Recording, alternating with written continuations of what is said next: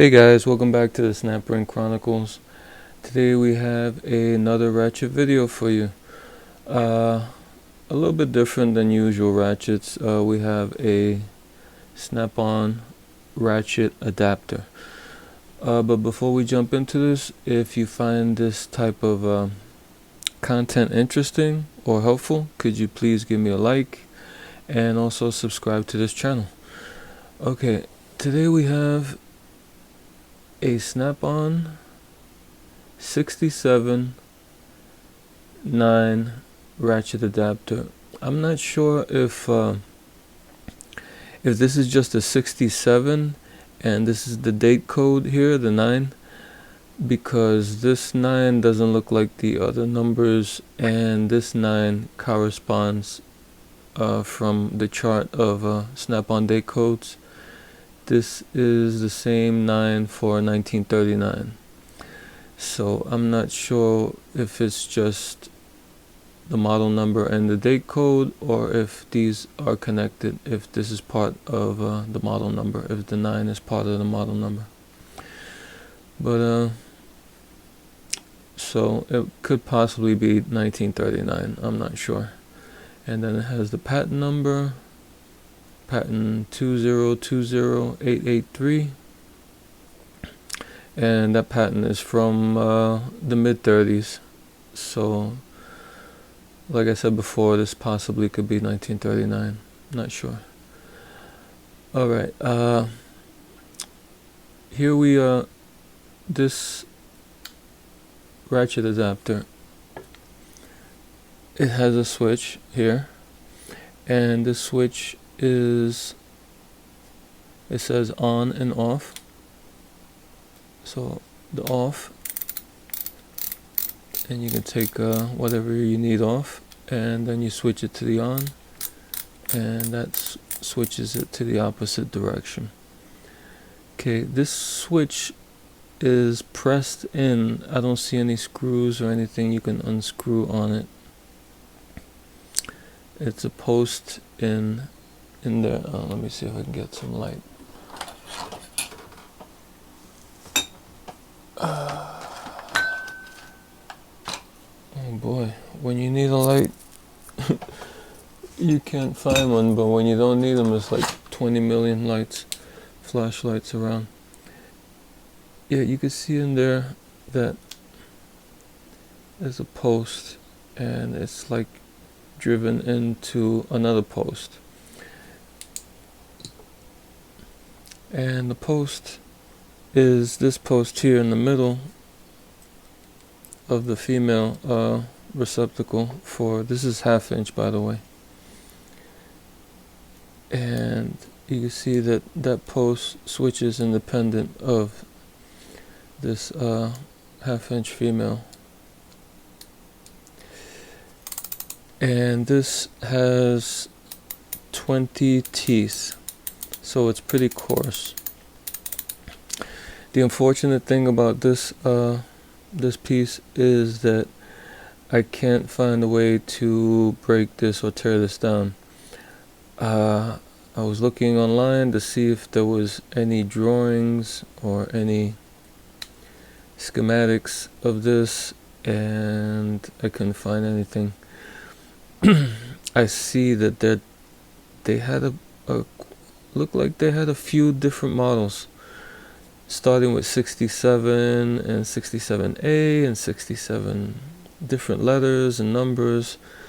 So they kept, I guess, pretty much going along with this type of pattern, but with small, it looked like different, I don't know if you would say improvements or different type of ways to break this down, because on some models it looked like you could break them down, you could tear them down. And there's this ring here, for some reason I'm not sure how this ring is situated, because I think this is the key to breaking this down, tearing it down. I don't know if this was pressed in I kind of doubt it. For some reason, I don't know. It doesn't really make sense, because if you look at the edge, you see in here, on the edge here, on the lip, there's like space there. I don't know, you might not be able to see it too good, but there's some like it's not focusing too good, but there is space there, like in between the lip and the plate. The lip isn't touching the plate. For some reason, it's like the plate is deeper. See, that's better. You can see a little bit better there. Over here on this side, the lip isn't actually touching that plate, so I'm not sure. I'm thinking that this plate is screwed on, a la Williams style. You know, when the Williams they have some ratchets, they have a plate, a retention plate that has, but they usually have two holes on either side where you could put a spanner. You could put a spanner and you can take the plate out. So I don't know how they got this plate on there, how they screwed it on, but on some of these later, I think later models, I did see plates with the two holes for the spanners here. So that's pretty interesting. So I'm not sure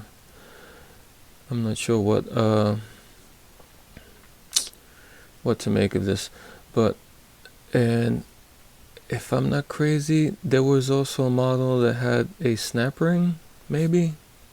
Am I thinking, did I see that correctly? That had a snap ring that was holding down a plate, and was the snap ring was under the lip here. But obviously not this model. This one has been well used. You see some of the plating has been pitted, and some of the plating has been taken off, especially on this part here, which I guess would take most of the abuse, because it's kind of sticking out. And here is the ball detent. It has the familiar peening, like a sun peening that Snap-on uses. This is what the anvil looks like.